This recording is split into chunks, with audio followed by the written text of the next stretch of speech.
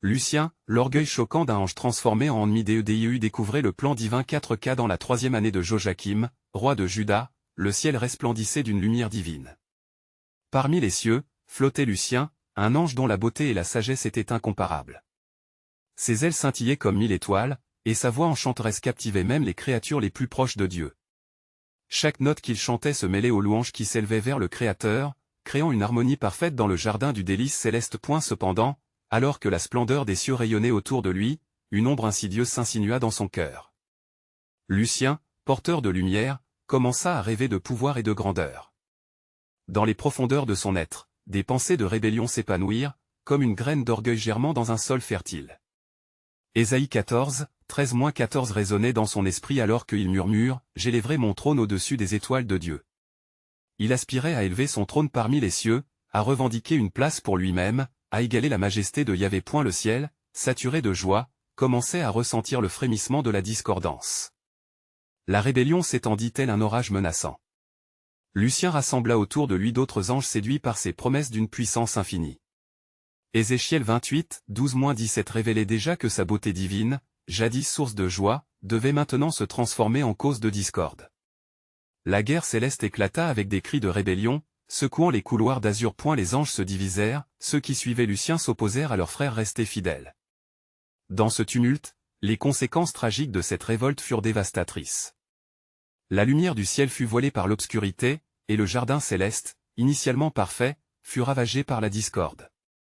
Le conflit ouvert entre le bien et le mal se révéla être une question fondamentale de soumission à la volonté divine. Alors que les anges se battaient pour leur cause, l'écho du désespoir se faisait entendre. Cette décision tragique de Lucien aurait des ramifications profondément ancrées dans l'histoire humaine. À travers les âges, son choix résonna dans les récits d'Adam et Ève, de Job, et de la tentation de Jésus. Le serpent, symbole de Lucien, insinua le doute, exploitant la faiblesse humaine pour détourner l'âme de la vérité. Avant de continuer avec ce récit biblique incroyable, je veux m'assurer que vous ne manquez aucune de ces histoires puissantes des Écritures. Cliquez sur l'icône de cloche et sélectionnez toutes les notifications. Ces narratives bibliques ont transformé d'innombrables vies à travers l'histoire. Si la parole de Dieu à travers cette histoire vous bénit, s'il vous plaît aimez et partagez avec quelqu'un qui a besoin d'entendre sur la fidélité de Dieu aujourd'hui. Dites-moi dans les commentaires, quelle histoire biblique a le plus impacté votre parcours de foi? Je suis toujours émerveillé de comment la parole de Dieu parle au cœur à travers les générations. Maintenant continuons avec ce que le Seigneur fit ensuite. Dans cette lutte spirituelle, nous découvrons que l'orgueil de Lucien engendra des épreuves infinies, plaçant l'humanité au bord d'un précipice spirituel. Pourtant, même dans l'obscurité, l'espoir divin rayonnait déjà. Le plan de Dieu pour restaurer l'humanité s'annonce dans la promesse de rédemption. À travers les larmes et les luttes, le cri de la grâce future résonne. Jean 1h14 proclame que le Verbe devient chair. Lucien, devenu Satan, se délecte de la souffrance qu'il a engendrée par son orgueil. Mais l'appel à la foi et à l'humilité demeure, nous interrogeant, comment répondons-nous aux épreuves de ce monde? Les choix de Lucien nous rappellent que la confrontation entre le Créateur et la créature est éternelle, et que notre allégeance à Dieu peut transformer l'ombre en lumière. Que dit ce choix, aujourd'hui, de notre cœur en regard d'eux? Ce grand conflit spirituel? Les cieux étaient désormais une scène de lutte, un champ de bataille où la lumière et l'obscurité s'affrontaient avec une intensité grandissante. Les anges fidèles, lumineux et déterminés, contrastaient avec les armées de Lucien, qui, revêtues d'une ombre oppressante, avançaient dans une frénésie aveugle. La rébellion avait créé une frissonnante réalité où l'ancien amour entre créateur et créature se fissurait. Cette guerre céleste ne se limitait pas seulement à la sphère divine, elle avait des échos jusqu'à la terre, déjà façonnée par la main de Dieu. À cet instant précis, sur la scène terrestre, Adam et Ève erraient dans le jardin d'Éden. Leur beauté, leur innocence et leur communion profonde avec le Créateur étaient la parfaite représentation de la gloire de Dieu. Pourtant, une ombre planait sur cette sérénité, un murmure imperceptible, mais persistant. Satan, dans sa ruse, cherchait à détruire cette relation sacrée. Il se revêtit de sagesse et de séduction, prenant la forme d'un serpent. Par son discours, il sema le doute dans le cœur d'Ève, exploitant sa curiosité et voilant la vérité. Dieu a-t-il réellement dit que vous ne devez pas manger de tous les arbres du jardin? C'était le début d'un jeu redoutable, un affrontement qui marquerait l'humanité à jamais. Le choix qu'Ève fit ce jour-là n'était pas simplement un acte de désobéissance. C'était le cèdre qui tombait dans la tempête, divisant temporellement l'humanité de son Créateur. Le péché entra dans le monde comme une nécessité, un choix déchiffrable mais tragique. En cet instant, la prophétie de la malédiction fut prononcée, énonçant « Je mettrai une inimitié entre toi et la femme, et entre ta postérité et la sienne » Genèse 3h15, les heures qui suivirent furent marquées par la douleur et le désespoir. Adam et Ève, conscients de leur nudité, se cachèrent, enveloppant leur âme dans le regret et la honte. Pourtant, dans cette étreinte de l'obscurité, le Dieu de toute grâce ouvrit un chemin. Une promesse de rédemption fut donnée, annonçant le conflit éternel entre la descendance de la femme et celle du serpent. Bien que l'obscurité semblât sur le point de l'emporter, un rayon de lumière transperçait l'horizon. Alors que la terre était sous le poids du péché, les cieux restaient vigilants. Lucien, Satan, se délectait des âmes perdues, mais le cœur de Dieu était inébranlable dans son amour. L'éternité avait déjà prévu un sauveur. Car Dieu a tant aimé le monde qu'il a donné son Fils unique, afin que quiconque croit en lui ne périsse point, mais ait la vie éternelle, Jean 3h16. Le récit de la rébellion céleste et de la chute humaine est le début d'un conflit plus grand, un conflit d'amour et de loyauté, où chaque choix fait résonner les cœurs des générations. Aujourd'hui encore, nous sommes confrontés à cette même tension, la lumière appelant au choix, l'ombre à la soumission. Mais ce qu'elle ne savait pas sur le plan de Dieu, c'est que la douleur de cette désobéissance serait le berceau d'un amour infini qui, un jour, conquérera la mort elle-même. Dans l'ombre du jardin, Adam et Ève se tenaient figés, leur cœur battant d'une peur fraîche et déchireuse. La vérité du désobéissance pesait sur eux comme un manteau de plomb. Leurs âmes, jadis enveloppées de lumière et de communion, étaient maintenant déchirées par la honte. Ils comprenaient que leur choix avait bouleversé l'ordre divin, et désormais le vent portait un murmure de tristesse à travers les arbres desquels ils avaient jadis puisé la joie. À ce moment même, les cieux résonnaient encore des échos du conflit dont ils étaient les témoins. Les anges, rivés à la lutte céleste, voyaient la tragédie humaine se dérouler avec une intensité poignante. Gabriel, l'ange messager, était aux avant-postes de cette lutte. Il intercédait pour les représentants de la terre, implorant le Créateur de ne pas abandonner ses enfants perdus. Ô Seigneur, comment pourrais-tu permettre que cette ombre engloutisse un si précieux trésor? Songeait-il point dans le jardin, Satan, vêtu de son ruse insidieuse, tournoyait autour d'Adam et Ève tel un vautour. Son sourire narquois trahissait une satisfaction cruelle. Voilà, vous avez goûté au fruit de la connaissance, et maintenant vous êtes comme des dieux, susurrait-il, ces mots se glissant entre les fissures de leur conscience. Il semait davantage de désunion, creusant encore plus l'écart entre eux et leur Créateur. Les conséquences de leur choix étaient lourdes, et les mots de la malédiction résonnaient encore dans l'air. L'inimitié était consumée, mais une promesse de rédemption était susurrée au cœur en détresse. Au milieu de cette ruine, Dieu fit entendre sa voix, « Je ne vous abandonnerai pas. Ma promesse d'amour perdurera malgré votre rébellion. » Cet écho divin, bien que subtil, commença à réchauffer leur cœur tourmenté. Alors qu'Adam et Ève cherchaient désespérément à comprendre leur nouveau monde, Dieu ouvrit un spectacle d'espoir poignant. Sur une colline éloignée se tenait un cerf, majestueux et pur, symbole de la vie promise. Un jour, semblait dire son regard, ce sacrifice sera le gage de votre réconciliation avec le ciel.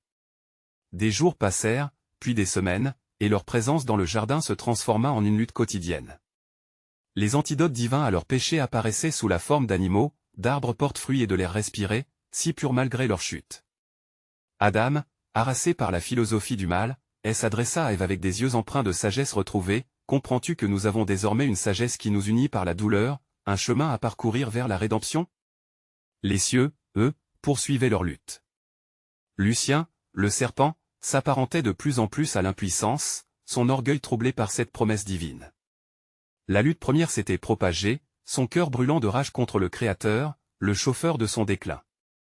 À chaque pas que faisaient Adam et Ève, il sentait son empire fragile trembler sur lui-même. La lutte entre la lumière et l'obscurité se resserrait, et les ancêtres de l'humanité devaient maintenant choisir. Un chemin de rédemption s'offrait à eux, mais il nécessitait une transformation du cœur, un acte de foi qui s'étendrait à tous ceux qui suivraient. Car je sais les pensées que j'ai pour vous, dit l'Éternel, des pensées de paix et non de malheur, pour vous donner un avenir et de l'espérance. Jérémie 29, 11. Ainsi, tandis que l'histoire s'écrivait, la promesse résonnait dans les cœurs. L'ombre grandissait, mais l'espoir scintillait, révélant le dessein divin inexorable. Qui pourrait prédire comment les vagues de l'éternité seraient tissées ensemble à travers ce fil fragile que la foi représente? L'avenir s'annonçait encore obscur, mais Dieu restait au sommet, prêt à révéler les merveilles cachées de son cœur, où chaque promesse abracadabrante se courberait sous le poids de sa fidélité. Alors que les jours s'écoulaient, la terre tout entière plongeait dans un silence pesant. Dans le jardin, chaque bruissement des feuilles évoquait l'angoisse et l'isolement des Adam et Ève. Au fond d'eux, une lutte sourde se menait. Leurs âmes, jadis animées par la douce communion avec le Très-Haut, étaient désormais troublées par la culpabilité et la peur. Adam errait parmi les arbres, cherchant une étincelle de la joie passée, mais il ne voyait que des ombres.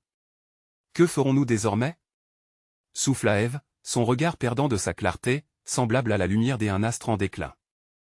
Adam, la voix tremblante, répondit, nous devons revenir vers celui qui nous a créés. Sa promesse de rédemption demeure, même dans cette tourmente. Nous devons chercher sa face, même si notre cœur est lourd. Ils firent un pas vers l'inconnu, conscients que le chemin serait truffé d'embûches point dans les cieux, la vaccination de tunnels de douleur résonnait aux oreilles des anges. Gabriel, l'ange intercesseur, observait attentivement chaque geste.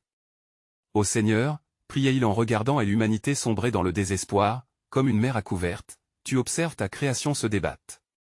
Accorde-leur courage et compréhension. Montre-leur le chemin de retour vers la lumière. Les batailles célestes faisaient rage, chaque larme versée par Adam et Ève tremblant jusqu'aux cieux point à chaque moment de désespoir, Lucien, le serpent, guettait de l'ombre. Son cœur, empli d'orgueil, résonnait d'une victoire amère. Regarde comme ils sont perdus, murmura-t-il à d'autres entités déchues, obsédées par la chute d'un héritage divin. Leur désobéissance les a rendus faibles et ternit leur lumière. Mais au fond de son être, l'ange déchu appréhendait un ennemi invisible, la promesse que Dieu avait faite de rédemption. Ainsi, le temps passait, marqué par des larmes et des cris. Adam et Ève se réunissaient sous l'arbre des connaissances du bien et du mal, non pour débattre de leur chute, mais pour implorer la miséricorde de leur Créateur. Nos cœurs s'étiolent, pria Adam, sa voix vibrante de supplication. Nous avons désobéi et notre relation avec toi est brisée. Ève se joignit à lui, inclinant la tête avec un sentiment de dévotion désespérée, révèle-nous un chemin, Seigneur. Montre-nous que tu es encore présent au milieu de notre échec. Et alors, dans le cœur de leur douleur, une lueur d'espoir émergea. Un doux vent se leva, caressant leur visage comme une promesse. La voix de Dieu, douce mais puissante, résonna une fois de plus dans le jardin, « Mes enfants, ne crains pas, car j'ai une alliance pour vous. De la descendance de la femme, un sauveur viendra, qui écrasera la tête du serpent. » Ce message, tant attendu, alluma une flamme dans les cœurs des deux êtres. Dans le ciel, un silence solennel suivit. Les anges observaient, suspendus au-dessus de cette révélation.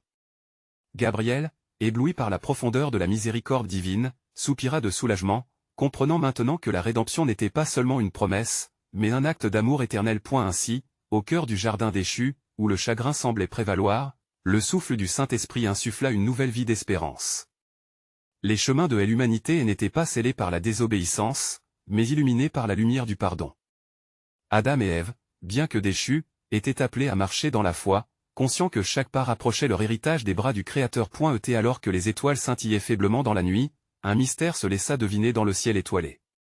Quand la promesse sera révélée, la victoire de mon amour sur chaque échec brillera, murmurait le Seigneur.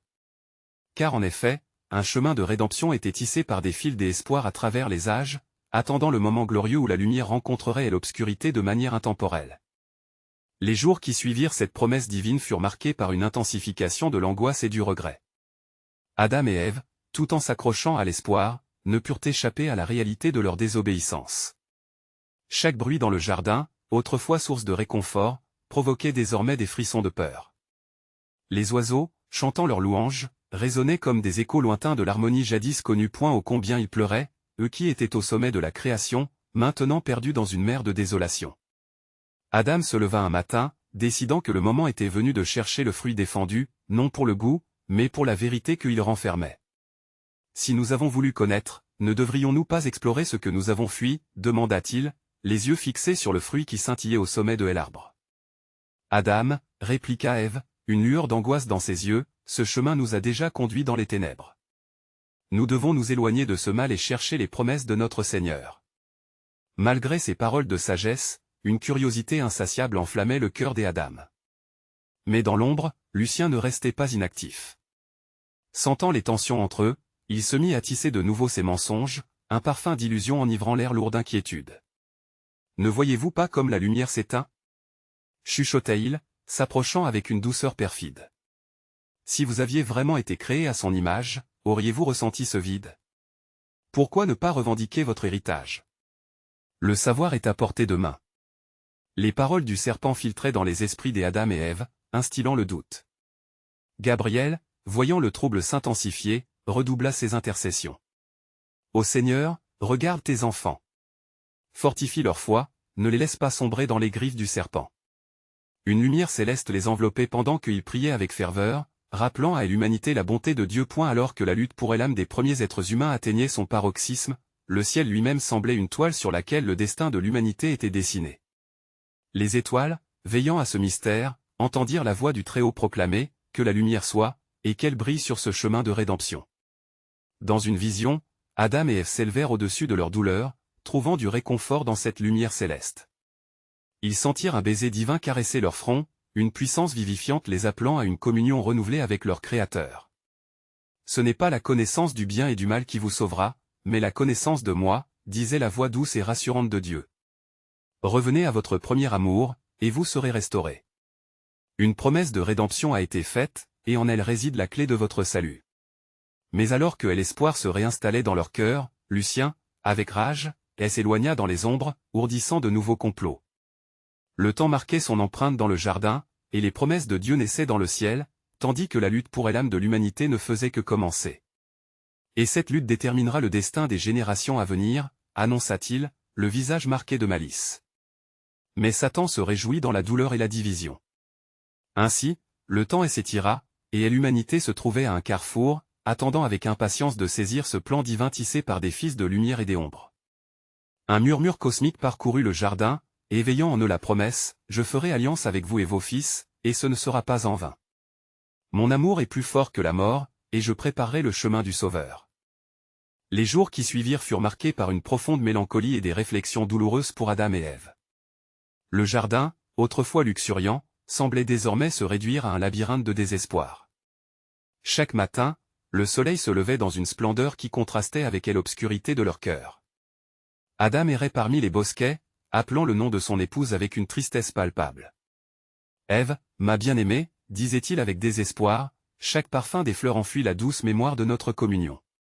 Quelle est cette connaissance qui nous semble si attrayante mais qui nous a conduit à cette vallée de larmes? » Elle, avec des larmes aux yeux, lui répondit, « Ah, Adam, je crains que notre choix ait mis en péril la création entière. Que devons-nous faire pour retrouver le chemin qui mène à notre Seigneur? » Leur regard croisa celui d'un serpent se glissant entre les branches, ses yeux scintillant de malice, comme s'ils savouraient leur tourment. Lucien rôdait, profitant de leur vulnérabilité. « Pourquoi pleurer dans un jardin de délices ?» murmura-t-il avec une voix charmeuse. « L'ombre des arbres cache le savoir. Ne serait-il pas bon de lever le voile de l'ignorance ?» Adam, sentant la tentation s'insinuer à nouveau dans son cœur, se tourna vers Ève. « N'est-ce pas ce que nous avons tant désiré? Comprendre, même si le prix à payer est lourd ?» Le serpent s'enhardit, utilisant les doutes qu'il avait semés. « Que vous deviennent ces pensées de retour à la lumière? Vous êtes perdus, mais moi, je peux vous montrer le chemin. Vous n'êtes pas les enfants de la désobéissance, mais des héritiers du savoir. » Gabriel, dont la présence était toujours proche, sentit la tension croître et leva les yeux au ciel, implorant le Seigneur avec une ferveur renouvelée. « Ô Dieu de bonté, n'abandonne pas tes enfants. Révèle-leur la vérité qui les libérera du joug de l'ennemi. » À cet instant, une brise apaisante parcourut le jardin. Une lumière céleste descendit doucement, enveloppant Adam et Ève. « Mon plan est plus grand que cette épreuve, » indiqua une voix venant d'en haut. « Je suis leur refuge, leur force. Je préparerai un chemin, même au milieu de la douleur. » Adam et Ève fermèrent les yeux, laissant le doux souffle de l'esprit les toucher. Dans cet instant de communion, une vision de l'avenir s'ouvrit devant eux. Ils virent des générations venir, des enfants de la promesse, marchant dans la lumière, des promesses s'accomplissant à travers les siècles. La rédemption viendra, poursuivit la voix. À travers le sang du juste, vous serez délivrés de vos chaînes. Rappelez-vous, il est écrit, le juste vivra par la foi. Mais tandis qu'ils étaient remplis d'espoir, Lucien se retirait dans l'obscurité, ruminant sa rancœur. Si seulement il savait, se dit-il avec cynisme. Je ferai tout pour obscurcir leur vision, pour que jamais ils ne touchent à cette lumière. Alors que Adam et Ève, alimentés par une nouvelle conviction, se tenaient la main, un frisson de crainte parcourut le jardin. Le serpent était loin, mais sa présence se faisait toujours ressentir dans le murmure des feuilles. Les conséquences de leur désobéissance planaient, mais la promesse de Dieu était inébranlable. Ainsi se leva dans leur cœur la déclaration divine, « Je ferai alliance avec vous et vos fils pour l'éternité, et cette promesse sera un phare au milieu de la nuit. » La lutte n'était pas terminée, et le plan de Dieu continuait de se dessiner dans la trame du temps, comme une tapisserie divine dont les fils s'entrelacent entre lumière et ombre, apportant un espoir incandescent dans un monde en perdition. Adam et Ève, transformés par cette nouvelle illumination, s'avancèrent à travers le jardin, chacun pas résonnant d'une résolution nouvelle. L'éclat de la lumière divine semblait leur donner force et clarté, une promesse d'espoir qui scintillait même dans la nuit noire de leur désespoir. Cependant, les murmures du serpent les suivaient toujours, un écho obscur qui menaçait de troubler leur paix naissante. « Il vous a dit que vous allez mourir », siffla Lucien dans l'ombre des arbres. « Mais regardez autour de vous, n'est-ce pas le contraire? Vous êtes au cœur d'un monde de délices. Pourquoi abandonner le savoir? Pourquoi accepter de vivre dans l'ignorance ?» Adam, respectueusement mais fermement, répondit, « Nous avons entendu la voix du Seigneur. Nous savons que la vérité est plus grande que ce que tu présentes. Notre cœur aspire à ce qui est juste, et même si la route est difficile, nous lui ferons confiance. » Ève, renouvelée par la lumière, ajouta, « Nous choisirons le chemin de l'alliance. La promesse éclaire nos âmes fatiguées. Le Seigneur a un dessein pour nous, même au milieu des épreuves. » Lucien, vexé par leur détermination, se glissa plus près, changeant de tactique. Son visage se parait d'une feinte empathie. « Que ferait le Seigneur s'il voyait que vous souffrez? Ne devez-vous pas chercher à comprendre cette connaissance qu'il garde secrète ?» Alors que la tentation se faisait de plus en plus forte, le ciel s'assombrit légèrement, témoin de la lutte spirituelle qui se déroulait sous son regard. Gabriel, sentant le danger croître, se tenait prêt à intervenir. S'il savait que le temps approchait où leur sagesse serait testée, il était convaincu que la vérité triompherait. « L'Éternel ne vous abandonnera pas, » murmura-t-il, sa voix comme une mélodie dans le vent. « Restez fermes, mes frères et sœurs. Chaque promesse est une lumière dans l'obscurité. » Alors qu'ils marchaient, Adam et Ève commencèrent à discuter de leur amour pour le jardin et de la beauté qui les entourait. Leurs souvenirs s'éveillaient, comme des fleurs se mettant à germer dans le sol aride de leur peine. Ils réalisèrent que même au sein de leur souffrance, le jardin recelait encore la beauté de leur Créateur. « Le jardin est un cadeau », affirma Adam, un sourire transparaissant sur son visage triste. Même dans notre désobéissance, la nature murmure la gloire de Dieu. Ève sourit en retour, ses yeux s'illuminant d'une lueur d'espoir. Sa grâce demeure, même quand le serpent murmure ses mensonges. Le plan de Dieu est plus vaste que nos erreurs. Lucien, voyant leur détermination grandissante, grogna. Vous vous bercez des illusions. Votre rédemption se trouve dans le savoir, et non dans l'ignorance. Je ne vous laisserai pas échapper à ma portée. La tension montait dans le jardin, vibrant comme une corde prête à se briser. Adam et Ève, main dans la main, s'avancèrent ensemble, leur foi émergeante plus forte que jamais. Une voix vint à eux, douce et persistante, imprégnant leur être d'une assurance nouvelle. Veillez. Écoutez mes commandements et vivez. Je suis le chemin, la vérité et la vie. Ainsi se profilait un choix décisif, impliquant foi et obéissance, sur lequel reposait non seulement leur destin mais celui de toute l'humanité. Et à cet instant précis, la promesse divine résonna dans leur cœur, « Je donnerai un descendant qui écrasera la tête du serpent. » La lutte pour comprendre l'essence de cette promesse était à leur porte, enveloppée dans le mystère du plan divin. Ils allaient faire face à des décisions difficiles, mais en s'agrippant à la main de Dieu, ils commencèrent à embrasser la certitude que, même dans l'ombre, une lumière de rédemption attendait leur voyage. Alors qu'Adam et Ève poursuivaient leur marche à travers le jardin, ils sentaient le poids de la présence de Lucien à leur côté. Le serpent, insidieux, ne se contentait plus de murmurer des doutes, il rôdait, attendant le moment opportun pour semer la discorde. Chaque battement de leur cœur résonnait comme une cloche, annonçant l'imminence d'une grande épreuve.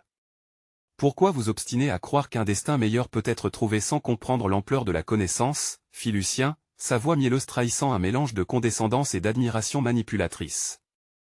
Ne croyez-vous pas que votre Créateur se moque des limites de votre sagesse? Adam se tourna, défiant le serpent du regard. Nous avons été créés à son image. En dépit de l'épreuve qui nous attend, nous ne sommes pas des jouets entre ses mains.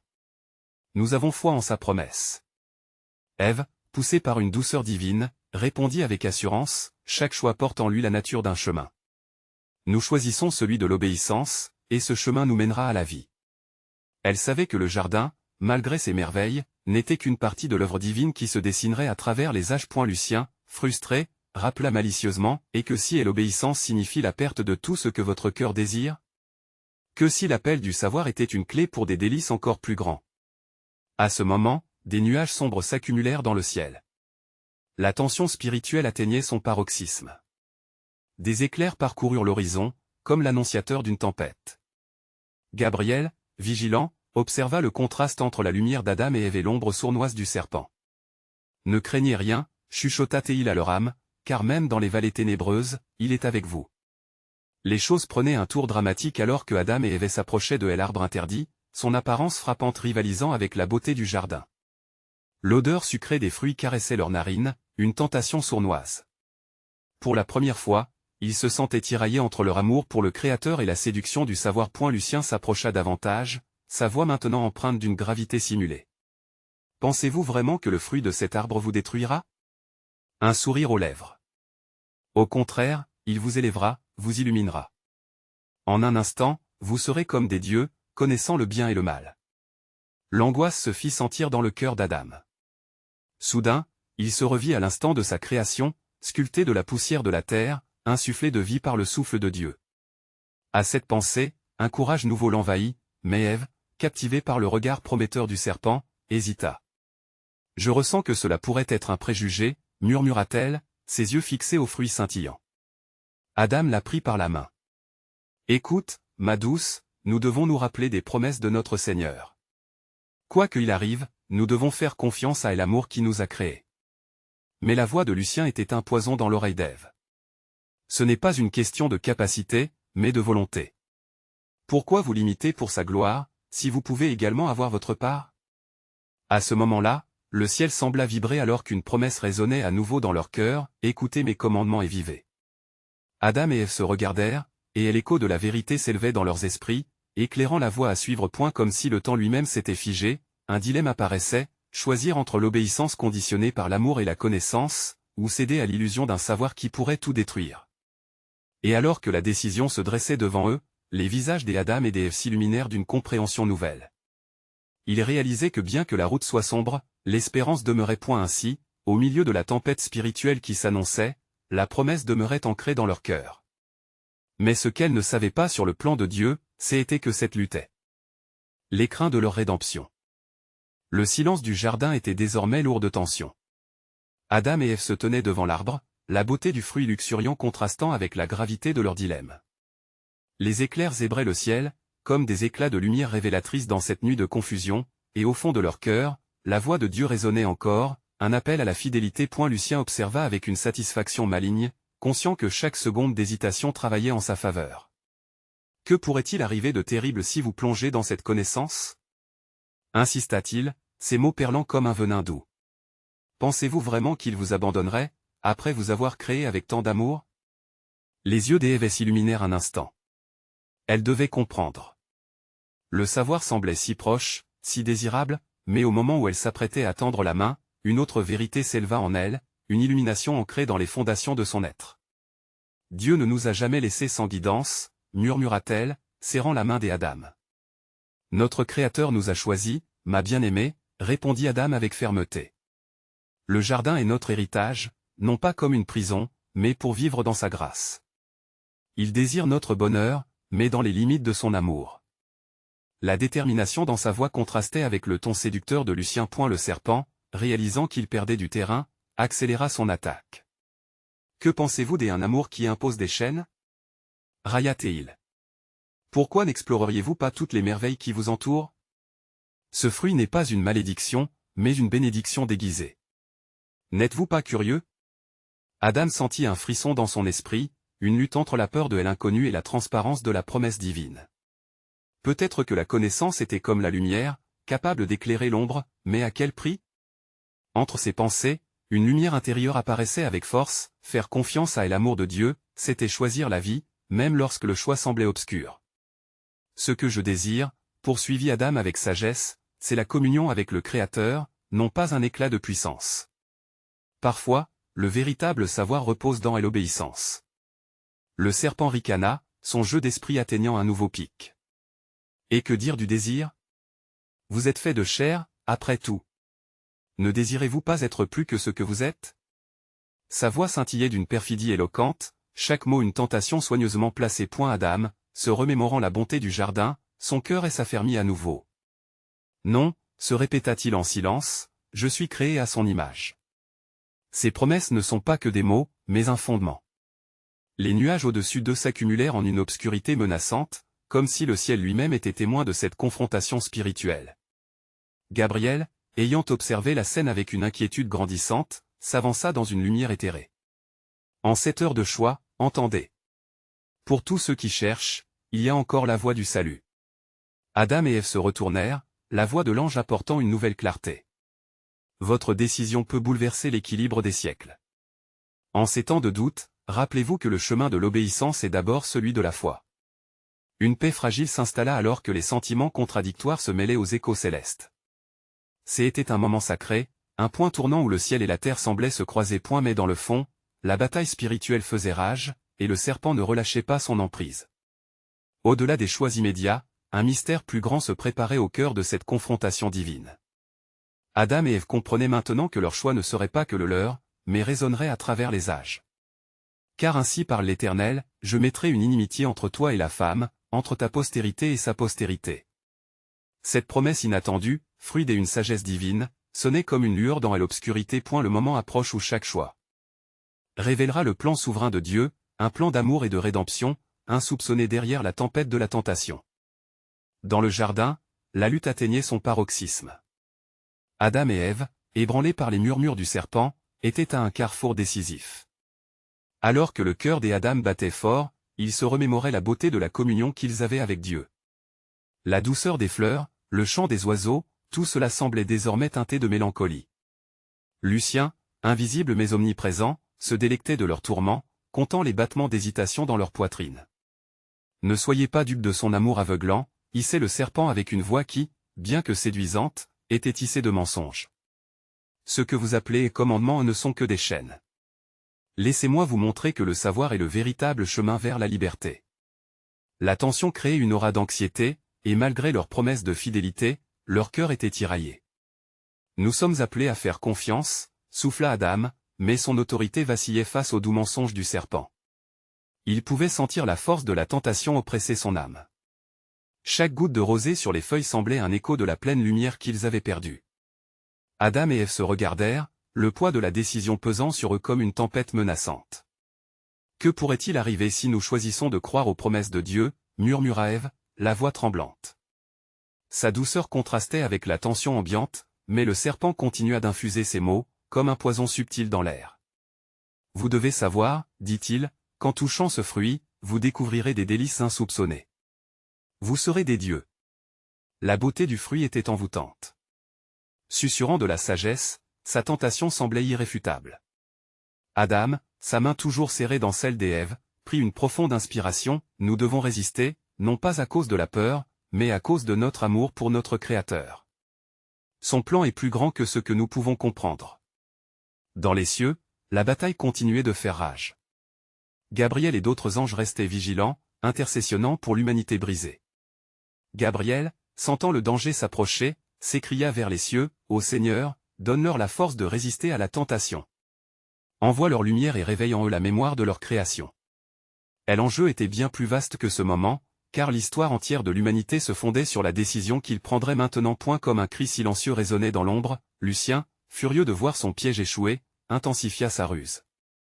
Il fit vibrer l'air comme un souffle possessif, chuchotant des promesses directement aux pensées des Adam et des Ève, cherchant à les isoler l'un de l'autre dans leur angoisse. « Ce n'est pas Dieu seul qui parle, murmura-t-il.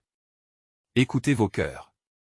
Ils savent ce que vous désirez. » Les éclairs de doute éclairaient le ciel, et, se rassemblant le courage de leur foi, Adam et Ève fermèrent les yeux. « Seigneur, » prièrent-ils à l'unisson, éclaire-nous dans ce moment d'obscurité. Une brise douce pénétra le jardin, et avec elle, la voix de Dieu résonna comme un doux murmure, promettant une promesse de rédemption. « Je suis avec vous. Mon alliance ne faiblira jamais. Choisissez la vie, et je vous donnerai ce que votre cœur désire vraiment. » Ils sentirent une nouvelle clarté, une lumière pénétrante qui pénétrait leur âme. Adam, ému par la voix divine, s'écria, « Jamais nous ne tournerons le dos à notre Créateur. » Ève, inspirée par la force des Adam, hocha la tête. « Nous choisirons la vie, même si cela signifie nous éloigner de cette tentation. Nous avons été créés pour vivre dans ta lumière. » Les mots, bien qu'énoncés avec hésitation, prirent racine dans chaque fibre de leur être. Le regard de Lucien, désormais plein de frustration, se transforma en rage. Sa voix, hissée par les vents, résonna comme un cri déchaîné. « Vous vous condamnez vous-même, vous perdez tout. » Mais dans leur cœur, la lumière de la foi avait déjà pris possession, armant Adam et Ève pour faire face à elle. Ombre du mal. Ainsi, avec une détermination inébranlable, ils s'éloignèrent de l'arbre, refusant de céder à la désobéissance. Le serpent, impuissant, disparut dans l'ombre, emportant avec lui ses mensonges. Dans les cieux, les anges louaient le Seigneur, témoins d'un choix crucial qui marquerait le destin de toute l'humanité. Car ainsi parle le Seigneur, « Je ferai de vous un peuple et je serai votre Dieu, vous serez mes enfants. » Ce choix, bien que rempli d'incertitudes, était le premier pas vers un plan divin rédemptif qui s'étendait à travers les âges. Le voyage des Adam et Ève ne faisait que commencer, et tandis qu'ils marchaient avec prudence dans la lumière, un futur éclatant se dessinait, inauguré par une promesse de rédemption qui perdurerait pour des générations à venir.